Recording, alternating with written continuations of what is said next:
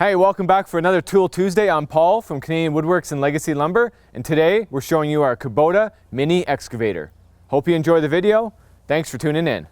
So right off the bat, you might be asking yourself, why would a sawmill woodworker need a mini excavator? It's not that I need one, it's that we came across this one at a very good, fantastic price. My partner has used a mini excavator for almost his entire life, and he knew how valuable they were. And to be honest, when we first received this machine, I didn't think that much. I'm like, okay, cool, yeah, dig some holes, whatever, that kind of stuff. Well, you know what? It's become extremely useful for multiple reasons and saved us a lot of money. What do we use it for? Let's talk about it. Specifically, mostly for loading logs onto our Woodmizer sawmill. We're able to put a nice pile to one side, grab a log, swing around, drop it onto the sawmill.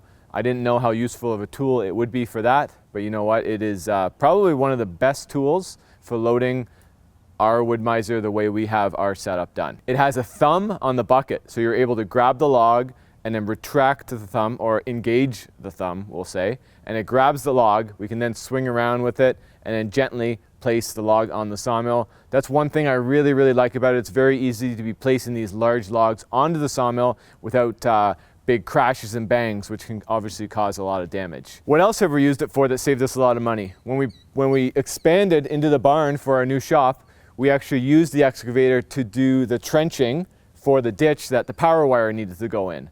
So that right there saved us a few $1,000s on the job. What else have we done with it? Well, our sawmills are electric and we're far away from the shop. What do you know again? We used it to trench up the power wire all the way up to the sawmills, again saving us a good chunk of change.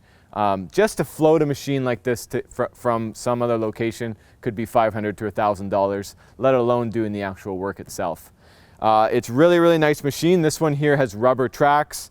Obviously the top, if you don't know what an excavator can do, it can spin around 360 degrees, which is pretty cool. It has two buckets. It has a landscaping bucket, which is really wide, can move a lot of dirt. And it has a smaller bucket, which is more of a trenching bucket designed for doing pipes or putting in some power wires, just exactly like we did. Fairly simple to pop the bucket on and off. It's got a little dovetail wedge that we're able to pop out with a wrench and then switch the bucket over. It is a diesel motor, plenty of power, seems like it all the time. It is a KX121-3. It has a blade on the front, so we actually do also use it when our yard gets a little bit unlevel and bumps here and whatnot. We do actually surface or flatten our yard, kind of like we do with the CNC with wood slabs, but we use the blade of the excavator to get things flat again, push things around. Super handy. If we need to bring over a bunch of logs from a big log pile that's farther away from the sawmill, we'll take the telehandler over there and we'll use the excavator to load logs onto the telehandler. That way instead of moving 2 or 3 logs, because it's a little bit difficult to grab a lot of logs with the telehandler, we can load 8-10 logs onto the telehandler all in one shot with the excavator. So it's a real time saver, cost saver for us. It's operated either by driving it forward with your hands or with your feet. I typically am using my feet.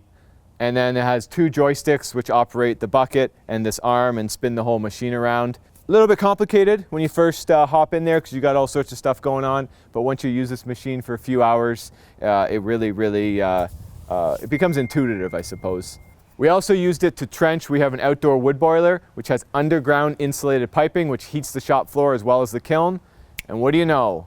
Mini excavator for the win. We trenched for those pipes as well, and we'll actually be adding water up at our sawmill here. We want to have a pressure washer up here to clean off the logs, so she'll be putting in some work probably in about a month to trench all the way up here. We've installed a couple lean-tos also where we've dug into the ground for the poles. Just a super handy machine, all around great use, not only for loading logs onto a sawmill, but using it for its actual intended purposes of, I guess, excavating holes. All right, so we're inside the cab. We have a key to start it, pretty simple, turn it on, starts. We have a safety switch. This is your main thing. Nothing works unless this is pushed down. So you wanna really make sure anytime you hop out of the machine, you're gonna lift this up and get out. It disengages everything, or if you're around anybody. So say my machine's running, you're gonna engage this, and we have our joysticks. Spins the machine around, brings the arm in and out. This one does the bucket, and then it also extends the arm. We're able to drive up here with our hands or down here with our feet. We can also flip this over, which we rarely use, and this will actually adjust the angle of the arm, so depending what you're doing. We have a full throttle control over here, turtle to rabbit. We even have air conditioning and a heater over here. We got some lights, and we got a little button that turns the thumb control on.